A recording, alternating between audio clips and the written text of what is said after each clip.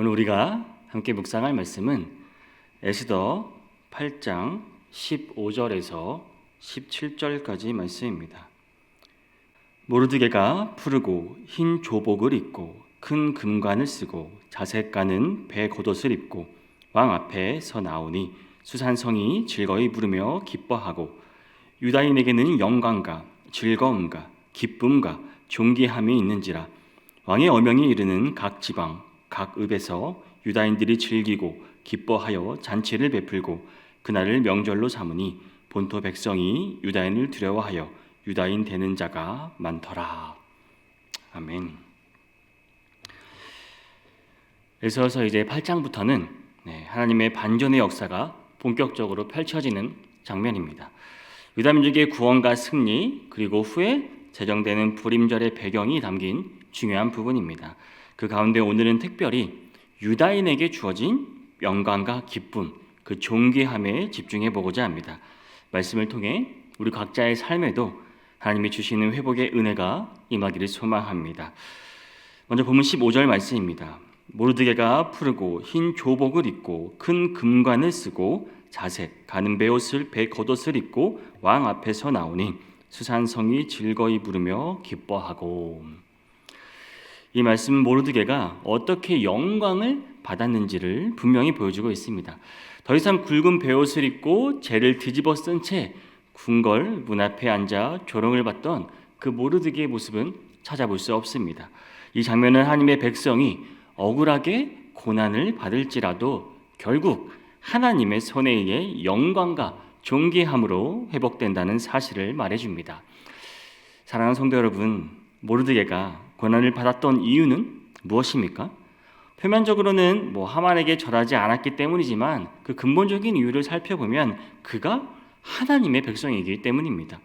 모르드게는 자신이 하나님의 백성이라는 사실을 부끄러워하지 않았습니다. 포기하지도 않았습니다. 오히려 그 사실 때문에 모욕을 당하고 생명의 위협을 받았지만 그는 모든 고난을 감내했습니다. 억울하고 참기 힘든 일이었지만 그는 견뎠습니다. 그리고 그 결과는 무엇이었습니까? 망하거나 죽는 것이 아니었다는 사실입니다. 오히려 그는 왕 앞에서 백성들 앞에서 존귀하게 되었고 온 수산성은 그를 보며 기뻐하고 즐거워했다는 사실입니다. 이는 오늘날 그리스도인으로서 살아가는 우리에게도 동일한 메시지를 전해줍니다. 하나님의 자녀로서 겪는 고난과 시험은 여러분 결코 헛되지 않습니다. 그 고난은 실수나 잘못에서 오는 징벌이 아니라 오히려 하나님께서 우리를 존귀하게 하시기 위한 준비 과정이란 사실입니다. 그래서 사도 베드로는 이렇게 말씀합니다. 베드로전서 4장 14절 말씀입니다. 너희가 그리스도의 이름으로 치욕을 당하면 복 있는 자로다. 영광의 영, 곧 하나님의 영이 너희 위에 계심이라. 혹시 우리는 고난을 겪을 때 하나님을 원망하거나 사람들을 탓한 적은 없습니까? 그것은 얼마나 무지하고 안타까운 일인지 모릅니다. 사랑하는 성도 여러분, 우리가 그리스도인으로서 억울한 시험을 당할 때 피하거나 원망하지 마시기 바랍니다. 오히려 예수님의 말씀처럼 기뻐하고 즐거워하는 믿음의 사람이 되기를 축복합니다. 그 길 끝에는 반드시 하나님의 영광과 존귀함이 예비되어 있기 때문입니다. 이 사실을 기억하며 살아가시는 모든 성도님들이 되시기를 바랍니다. 여러분의 본문을 보면 모르드게가 영광을 얻게 된 그 시점이 나옵니다. 그런데 이 영광을 받은 때가 언제입니까? 그가 총리로 임명되었을 때입니까? 아닙니다. 사실 그는 이미 이전에 총리로 임명되었습니다. 하지만 그때는 이러한 왕실의 영광, 외적인 존귀함을 드러내지 않았습니다. 왜일까요? 모르드게는 유다 민족을 구하는 자신의 사명이 아직 끝나지 않았기 때문입니다. 자신이 감당해야 할 일을 다 마치기 전에는 비록 그 영광이 마땅히 주어진 것이라고 해도 그것을 누리지 않았던 것입니다.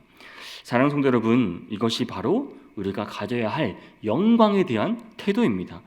우리는 하나님의 자녀라는 놀라운 신분을 가지고 있습니다. 하나님 나라를 위해 수고한 자에게 주어질 영광 또한 성경에서 분명히 약속되어 있습니다. 그 영광은 너무나 크고 놀라운 것입니다. 하지만 지금이 그 영광을 취할 때입니까?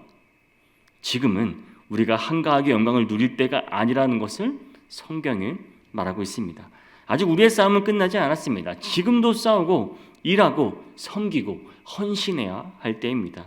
우리의 모든 선한 싸움을 다 마친 후 하나님께서 친히 주시는 영광을 받아야 할 때가 따로 있습니다. 그래서 사도 바울도 자신의 사명을 다하고 생의 마지막을 앞두고 디모데후서 4장 7절과 8절에서 이렇게 고백했습니다.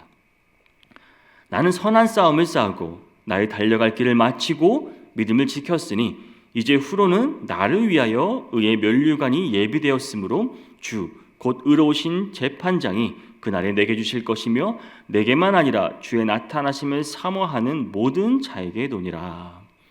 성도 여러분, 우리에게는 아직 싸움이 남아 있습니다. 사탄과 또 그 세력이 존재하는 한 우리의 영적 전쟁은 계속될 것입니다. 그러므로 우리는 순간적인 승리에 도취되어 미리 영광을 취하려 해서는 안 된다는 말입니다. 우리는 끝까지 믿음의 싸움을 싸워야 합니다. 그러할 때 하나님께서 우리에게 최후 승리를 허락하시고 그 바울이 고백한 그 의의 면류관을 우리에게도 주실 줄 믿습니다. 그리고 마침내 하나님 나라에서 참된 영광을 누리게 될 것입니다. 그러므로 오늘도 여러분 충성스럽게 성실하게 묵묵히 우리의 사명을 감당해 나가는 저와 여러분이 되기를 소망합니다. 본문 16절 말씀입니다. 유다인에게는 영광과 즐거움과 기쁨과 존귀함이 있는지라. 이 구절은 유다인들이 회복된 모습을 아주 간결하면서도 강렬하게 우리에게 보여주는 구절입니다. 여기서 잠시 에스더 4장 3절과 비교해 보겠습니다. 에스더 4장 3절 말씀입니다. 왕의 명령과 조서가 각 지방에 이름에 유다인이 크게 애통하며 금식하며 울며 부르짖고 굵은 베옷을 입고 제 누운 자가 무수하더라. 하만의 조서가 내려졌을 때 유다인들의 모습은 처참했습니다. 희망이라고는 찾아볼 수 없고 그들에게는 오직 절망과 공포, 슬픔만이 가득했다는 사실입니다. 그 조서를 받은 유다인들은 마치 하늘이 무너지는 것 같은 절망을 경험했을 것입니다.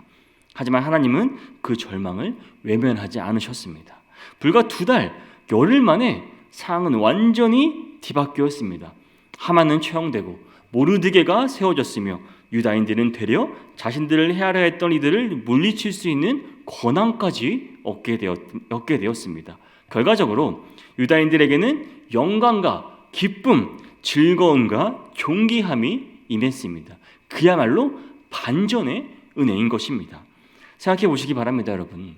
죽음의 날로 정해졌던 12월 13일을 기다리면 유다인들은 살아있어도 사는 것이 아닌 삶을 살았을 것입니다. 말 그대로 시한부 인생을 살아간 것입니다. 그들은 하루하루가 죽음을 향한 카운트다운처럼 느껴졌을 것입니다. 그런데 사실 우리 모두는 시간의 한계를 가진 존재입니다. 하지만 일반적으로 사람들은 자신이 언제 죽을지 모르기 때문에 그 사실을 실감하지 못합니다. 그러나 유다인들은 날짜까지 정해진 그 죽음을 기다리고 있었기에 그 근심과 고통은 이루 말할 수 없었습니다. 하지만 하나님은 그들의 고통을 외면하지 않으셨습니다. 2달 열흘이라는 짧은 시간 안에 그들의 신세를 완전히 역전시키셨습니다. 그리고 오늘 본문처럼 영광과 기쁨과 즐거움과 존귀함을 허락하셨습니다. 사랑하는 성도 여러분, 이것이 바로 이 땅을 살아가는 우리 성도의 현실이기도 합니다. 우리는 세상에서 고통을 피할 수 없습니다. 사탄은 지금도 우는 사자처럼 삼킬 자를 찾아다니며 하나님의 백성을 넘어뜨리려 합니다. 욥처럼 동방의 의인조차 사탄의 공격 앞에 무너질 만큼 고난은 누구에게나 예외 없이 찾아옵니다. 그리고 하나님의 말씀대로 살고자 하면 할수록 우리는 더욱 치열한 싸움과 근심 속에 들어가게 됩니다. 하지만 그 모든 고난은 잠깐입니다. 바울 사도는 말하기를 현재의 고난은 장차 우리에게 나타날 영광과 비교할 수 없다고 이렇게 고백했습니다. 그리고 예수님도 요한복음 16장에서 우리에게 이렇게 말씀하십니다. 요한복음 16장 20절에서 22절 말씀입니다. 내가 진실로 진실로 너희에게 이르노니 너희는 곡하고 애통하겠으나 세상은 기뻐하리라. 너희는 근심하겠으나 너희 근심이 도리어 기쁨이 되리라. 여자가 해산하게 되면 그 때가 이르렀으므로 근심하나 아기를 낳으면 세상에 사람 난 기쁨으로 말미암아 그 고통을 다시 기억하지 아니하느리라. 지금은 너희가 근심하나 내가 다시 너희를 보리니 너희 마음이 기쁠 것이요 너희 기쁨을 빼앗을 자가 없으리라고 하셨습니다. 여러분, 이 말씀이 오늘 우리에게도 동일하게 임하는 줄 믿습니다. 그러므로 사랑하는 성도 여러분, 비록 지금은 눈물의 골짜기를 지나고 때로는 버겁고 힘든 날들을 보내고 있을지라도 여러분, 하나님께서는 반드시 그 모든 것을 기쁨으로 바꾸실 줄 믿고 인내하시기 바랍니다. 우리에게는 언젠가 주님 앞에서 모든 고통을 잊고 참된 영광과 기쁨을 누릴 날이 오게 될 것입니다. 이 소망이 오늘 우리를 견디게 하고 또 앞으로 나아가게 하는 힘이 되기를 간절히 소망합니다. 마지막으로 본문 17절 말씀입니다. 왕의 어명에 이르는 각 지방 각 읍에서 유다인들이 즐기고 기뻐하며 잔치를 베풀고 그날을 명절로 삼으니 본토 백성이 유다인을 두려워하여 유다인 되는 자가 많더라. 이 구절은 모르드게 한 사람뿐만 아니라 모든 유다인에게 영광과 기쁨, 즐거움과 존귀함이 임했음을 보여집니다. 그들은 이날을 단순히 기념하는 수준을 넘어 잔치를 베풀고 또 명절로 삼을 정도로 큰 기쁨을 누렸습니다. 하지만 성경은 여기서 멈추지 않습니다. 본문 마지막 구절을 보면 본토 백성이 유다인을 두려워하여 유다인 되는 자가 많더라 이렇게 증언합니다. 이는 무엇을 의미합니까? 유다인들이 고난과 환난 속에서도 그들이 믿음을 지키고 결국 존귀하게 회복되는 모습을 보며 이방인들이 감동을 받고 자발적으로 유다인으로 개종하게 되었다는 것입니다. 말하자면 유다인들의 신앙과 행실이 복음의 살아있는 증거가 되었던 것입니다. 여기서 우리는 전도에 있어서 아주 중요한 교훈 하나를 발견하게 됩니다. 전도는 여러분 단지 말로만 하는 것이 아니라는 것입니다. 물론 입술로 복음을 전하고 말씀을 나누는 일은 여전히 중요합니다. 하나님께서도 복음 전파를 위해 말을 우리에게 귀한 도구로 주셨습니다. 하지만 우리가 아무리 입으로 복음을 전해도 그 사람의 그 삶이 따라주지 않으면 사람들은 그 말을 믿지 않을 것입니다. 말은 그럴싸하지만 삶의 진실함과 정직함이 없다면 오히려 복음의 문이 닫혀버릴 수도 있습니다. 반대로 우리가 하나님의 말씀대로 살아가며 선한 행실과 믿음의 태도로 세상 속에서 존경받는 삶을 살아갈 때 사람들은 말로 강요하지 않아도 스스로 감동받고 주님께로 나아오게 되는 것입니다.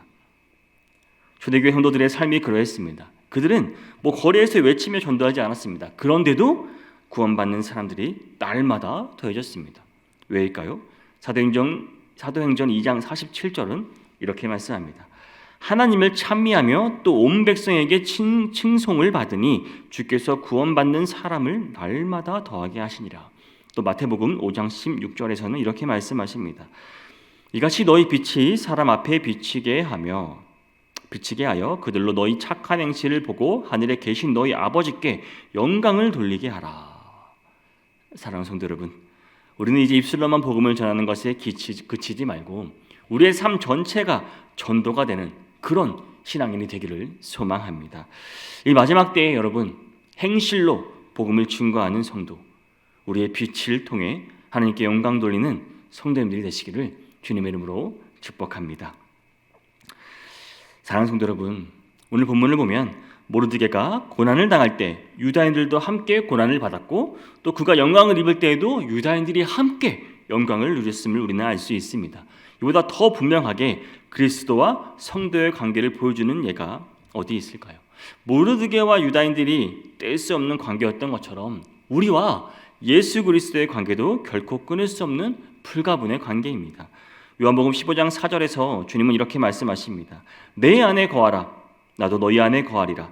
가지가 포도나무에 붙어있지 아니하면 스스로 열매를 맺을 수 없음같이 너희도 내 안에 있지 아니하면 그러하리라. 우리는 주님 안에, 주님은 우리 안에 계십니다. 그래서 성경은 우리가 예수님과 함께 십자가에 못 박았다고 말씀합니다. 이 말씀은 곧 부활하신 주님께서 하늘보좌 우편에서 누리시는 그 영광과 존귀를 우리 역시 함께 누리게 되었음을 말하고 있는 것입니다. 사랑하는 여러분, 얼마나 놀라운 은혜입니까? 만약 하나님 나라의 영광을 우리의 노력이나 공로로 얻어야 한다면 과연 그게 가능하겠습니까? 우리는 그럴 수 없습니다. 하지만 주님께서 대신 십자가를 지시고 그 영광과 의를 우리에게 거저 주신 것입니다.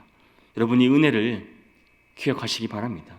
오늘 하루도 예수 그리스도와 연합된 자로서 감사와 기쁨, 소망으로 살아가시는 모든 성도님들이 되시기를 바랍니다. 혹시 오늘도 무거운 짐을 지고 살아가고 계신 분이 있으신가요? 주님께서 주신 이 영광을 기억하고 힘을 내시기를 바랍니다. 우리는 주님 안에 있으며 주님의 영광이 이미 우리에게 임해 있습니다. 오늘도 그 은혜 안에 거하며 승리하는 모든 성도님들이 되시기를 주님의 이름으로 축복합니다.